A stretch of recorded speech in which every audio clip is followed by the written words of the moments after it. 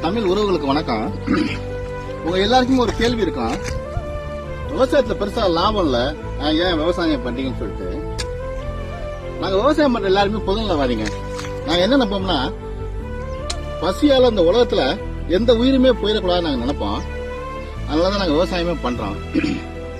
இதுல ஒரு முக்கியமான விஷயம் என்னன்னா, நாங்க தாங்க கடவுள். விவசாயம் பண்ற நாங்க தான் கடவுள்.